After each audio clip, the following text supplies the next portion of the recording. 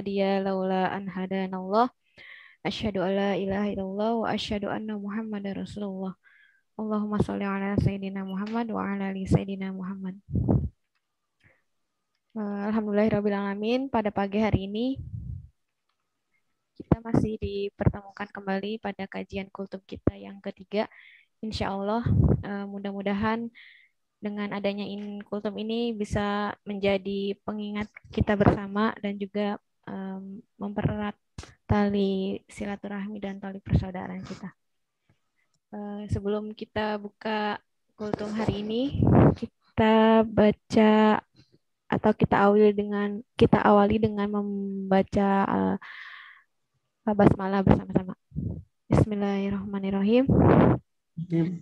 Selanjutnya kita dengarkan dulu pembacaan Al-Quran yang akan dibacakan oleh Pak Yusuf. Kepada Pak Yusuf dipersilakan. A'udzu billahi minasyaitonir rajim. Bismillahirrahmanirrahim. Alam nasrah laka sadrak wa wada'na anka wizrak alladhi anqada dhahrak wa rafa'na laka zikrak fa inna ma'al usri yusra inna ma'al usri yusra fa idza faragta fansab wa ila rabbika farghab. Sadaqallahul azim. Surat Al-Insyirah yang kami bacakan terkait dengan tema hari ini tentang permasalahan. Saya bacakan artinya ya. Dengan menyebut nama Allah yang Maha Pengasih dan Maha Penyayang, bukankah kami telah melapangkan bagi engkau dada engkau dan menghilangkan dari engkau beban di kau yang memberatkan punggung-punggung engkau, dan kami tinggikan untuk engkau sebutan di kau. Sesungguhnya beserta dengan kesukaran pasti ada kemudahan. Sesungguhnya beserta kesukaran adalah kemudahan. Maka jika engkau sudah bebas dari keprihatinan, bekerjalah sekeras-kerasnya dan jadikanlah Tuhan engkau sebagai satu-satunya tujuan. Maha benar Allah dengan segala firman-Nya. Terima kasih Pak Yusuf. Allahumma arhamna bil Quran atas pembacaan Al-Qur'annya. Selanjutnya untuk materi atau tema kultum hari ini adalah tentang permasalahannya yang akan disampaikan oleh Bapak Wahyu Permata. Kepada Pak Wahyu. Ya, bismillahirrahmanirrahim. Assalamualaikum warahmatullahi wabarakatuh. Waalaikumsalam warahmatullahi wabarakatuh. Ya, alhamdulillah alamin. Wa yukafi'u majidah ya rabbana lakal hamdu kama yanbaghi li jalali wajhikal karim wa ilmi sultan. Allahumma shalli wa sallim ala sayyidina Muhammad wa ala alihi wa sahbihi wasallim. Kali ini saya akan berbicara tentang masalah. Temanya aja masalah. Ya, saya akan sedikit cerita sih. Kejadian ini saya alami sendiri. Ketika saya lari dari masalah, suatu ketika keadaan sudah mentok banget, saya bilang ke almarhum papa. Itu kejadiannya ketika lagi puasa, lagi mau buka, saya bicara ke papa, almarhum. Pak, kayak gini. Dia duduk, dia ambil teko air putih, teko plastik, banting sama dia. Dah! Marah semarah-marahnya. Dari kejadian itu saya mulai berpikir, oh ini toh masalah. Oh ini loh akibat dari pelarian dari suatu masalah. Seringkali kita melarikan diri dari masalah. Ketika suatu ada masalah, kita menyingkir, kita pergi. Ketika ada sesuatu hal yang harus kita buat, tapi karena kita tidak pernah mengerjakan hal tersebut, maka kita pergi, ditagih. Bro, gimana kerjaannya? Udah selesai belum? Wah sorry nih bro, gue lagi ada ini, gue lagi kerjaan. Nanti deh gue hitungin lagi ya, gitu. Ada suatu rapat, pengurusan, tapi karena orang tersebut tidak melakukan kewajibannya, dia tidak pernah datang ke suatu rapat tersebut. Itu yang paling paling mudah, paling ringan lah lari dari masalah.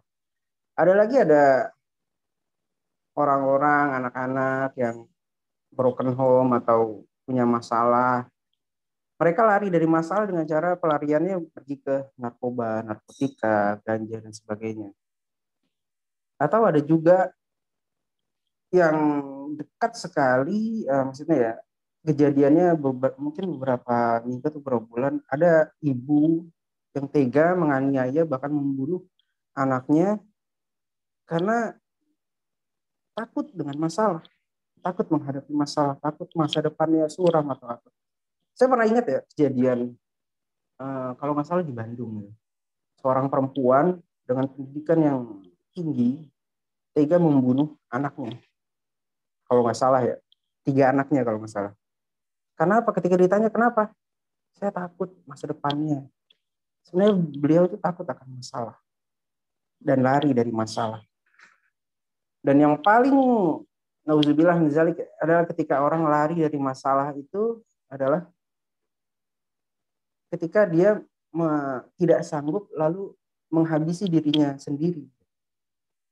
Entah itu karena asmara, entah karena, dan yang paling terbaru itu ya karena pinjol, aneh gitu. Ya tapi itulah manusia yang ketika ada masalah mereka lari dari masalah, bukan menyelesaikan masalah, malah ketika mereka lari sebenarnya mereka membuat masalah-masalah baru, menggandakan masalah. Ada beberapa firman Allah yang ditulis yang menyangkut tentang masalah. Salah satunya kalau saya nggak salah itu tentang Allah itu tidak akan menguji manusia itu. Allah itu menguji manusia itu sesuai dengan kadarnya. Yang seperti dibilang oleh Pak Adi kemarin di ini dia. Surah Al-Baqarah ayat 286. Allah tidak membebankan seseorang melainkan sesuai dengan kesanggupannya. Seperti yang Pak Adi bilang kemarin, anak SD akan diberikan ujian seperti anak SD. Anak SMP juga seperti itu. Anak SMA juga. Nggak mungkin anak SD dikasih soal aljabar linear atau anatomi tubuh. Nggak mungkin. Atau hukum termodinamika, mekanika kuantum, nggak mungkin. Anak SD ya sesuai dengan anak SD itu diberikan masalah, diberikan ujian. Maka sangat heran ketika kita diberikan masalah, kita nggak sanggup, nggak kuat nih, gitu. Berat gitu. Bukan masalah berat atau tidaknya, mau atau tidak mau kita menyelesaikan masalah itu. Jangan sampai masalah itu terbawa nantinya ke alam kubur. Masalah itu tidak akan bisa kita selesaikan di sana. Itu yang pertama tentang firman Allah tentang masalah. Lalu yang kedua yang saya ingat lagi ya, bukan saya ingat sih, ini saya lagi baca sebenarnya di Google. Nah ini dia di Al-Baqarah ayat 216. Boleh jadi kamu tidak menyenangi sesuatu padahal itu baik bagimu. Dan boleh jadi kamu menyukai sesuatu padahal itu tidak baik bagimu. Allah mengetahui, sedang kamu tidak mengetahui sesuatu. Pernah nggak sih kita ketika masih kecil gitu? Saya ingat banget. Ketika masih kecil saya meminta sepeda sama papa. Papa bilang nggak boleh. Nggak boleh yuk. Saya nangis jadi-jadinya. Kalau saya pikir, iya benar juga ya. Kenapa papa nggak ngasih sepeda itu? Bayangin aja, depan rumah saya jalan raya. Saya kalau mau ke sekolah, saya mesti nyebrang jalan raya, lewatin jalan raya. Dan papa tahu benar gitu. Kalau saya meleng sedikit di jalan raya, mobil tabrak. Papa sudah memikirkan hal itu, sedangkan saya sebagai anak kecil ketika itu, saya nggak memikir hal seperti itu. Sama ketika kita meminta sesuatu pada Allah, ya Allah, tolong gitu, beliin saya Lamborghini gitu, atau mobil Supra, atau Tesla lah, sama kayak itu Indra Kents gitu kan. Atau nggak mau ngapain nih beli gituan gitu. Ada sesuatu yang kita anggap itu, wah itu baik buat kita, tapi belum tentu itu baik buat kita. Sama seperti ketika seorang anak meminta motor pada ayahnya. Ayahnya yang baik, yang tahu, oh ini anak belum cukup umur, SIM pun belum ada, umur belum 17 tahun, mau dikasih motor. Mau jadi apa? Mau membiasakan kebiasaan kelitih ya, yang di Jogja. Benar nggak itu, Mbak Nunung? Seperti itu gitu. Seorang Allah itu sama seperti mereka. Allah itu tahu kemampuan yang baik itu untuk manusia itu tahu, untuk hambanya itu pasti tahu.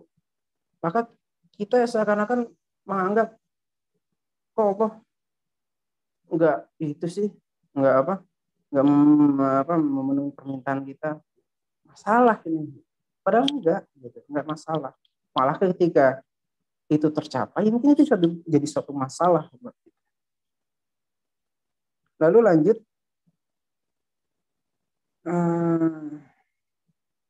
mana ya? Aduh, saya lagi nyari lagi. Nah, berdoalah. Apabila hamba-hambaku bertanya kepadamu, wahai Muhammad, tentang diriku, maka jawablah, maka aku ini dekat. Aku mengabulkan permohonan orang yang berdoa apabila ia memohon kepadaku. Maka hendaknya mereka itu memenuhi perintahku, dan hendaklah mereka yakin kepadaku, agar mereka selalu berada dalam kebenaran. Berdoa. Jadi ketika kita tertimpa suatu masalah, banyak-banyak berdoa. Bahkan ketika Rasulullah pada perang Badar, ketika tahu bahwa pasukannya hanya sekitar 300 dan pasukan kafir Quraisy itu sekitar berjumlah 1.000 orang, beliau berdoa untuk dilindungi, untuk dimudahkan dan untuk memenangkan pertempuran itu. Berdoa. Saya ingat istri saya ya. Satu ketika dia pernah bilang, pernah ngedumel, pernah curhat ke saya. Padahal saya tahu dari seseorang di Instagram, dia bilang gini, cewek itu kalau curhat dengerin aja, nggak butuh itu dikasih masukannya, nggak usah, cukup dengerin, cukup ketika dia ngomong, oh iya, empati. Gitu. Saya juga begitu juga ke istri saya, kalau ketika dia ngomong gitu kan, ya, oh iya. Pada suatu saat dia ngeluh, wah Bi kayak gini. Terus saya bilang, Bu, Ibu kalau kayak gitu, ngadu aja ke Allah, doa ke Allah. Sama Allah pasti dikasih jalan. Kalau sama Abi mah belum tentu dikasih jalan. Dia minta 5M juga saya nggak kasih. Iya kan? Akhirnya setelah berapa lama kayak gitu, akhirnya dicurhat lagi. Tadi Ibu doa sama Allah. Nah itu bagus. Saya bilang, iya percuma ngomong sama Abi nggak dikabulin kata dia. Saya ketawa aja. Tapi tetap dia curhat. Ya udah saya iya aja. Seperti itu. Jadi ya kita ngadu aja ke Allah gitu. Doa aja kalau seperti kata Mbak Nunung di kultum sebelumnya kan. Kita doa ke Allah gitu. Kita sebutkan tuh hajat kita. Kita sebutkan tuh masalah kita. Insya Allah gitu. Memang tidak akan maksudnya ya realistis aja ya, nggak akan semuanya itu dikabulkan, enggak akan. Tapi satu hal, kita punya pengharapan, dan pengharapan itu adalah suatu senjata buat kita, suatu semangat buat kita untuk menghadapi hidup ini. Lalu yang terakhir, ketika Allah berbicara tentang masalah, mungkin masih banyak lagi ya yang bicara masalah. Tapi saya cukupkan sampai 4 saja. Yang tadi dibacakan oleh Pak Yusuf Al-Insyirah ayat 6. Allah dengan janjinya mengatakan di balik setiap kesulitan pasti ada kemudahan. Di balik setiap kesulitan pasti ada kemudahan. 2 kali Allah menyebutkan hal itu. Dan bukan tanpa alasan. Pasti ada kemudahan. Saya kemarin ya, saya kan masih punya hutang ya, misalnya hutang di Lemlit untuk penerbitan artikel ke jurnal. Ketika itu saya dapat undangan dari orang Lemlit, suruh Zoom kan. Saya malas karena saya masih punya hutang gitu. Tapi ya udahlah, orang itu salah saya gitu kan, masalah saya yang buat, ya udah.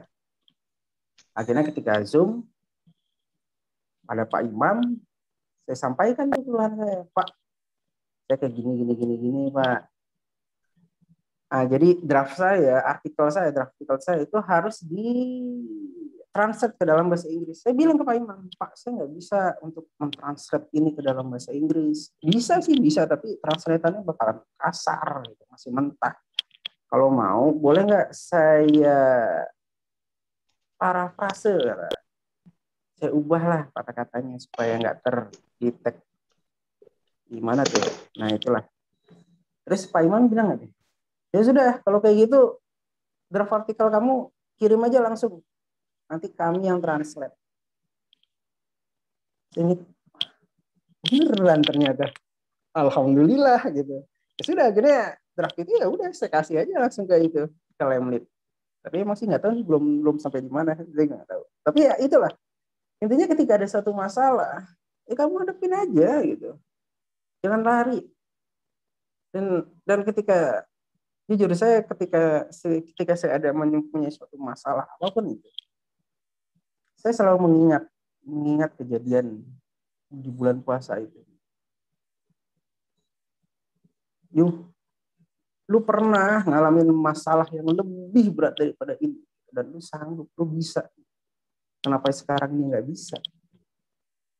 Jadi ketika ada suatu masalah, sebenarnya bukan bisa atau tidak bisa, mau atau tidak mau kita menyelesaikan masalah.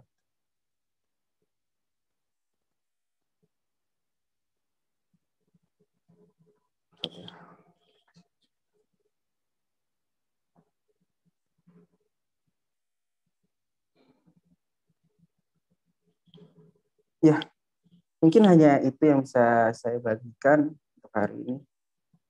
Kalau ada pertanyaan, bisa langsung menghubungi Allah Subhanahu wa Ta'ala lewat doa.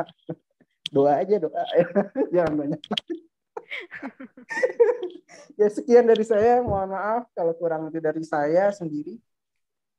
Salah itu dari saya, dan kebenaran hanya Allah, milik Allah semata. Assalamualaikum warahmatullahi wabarakatuh.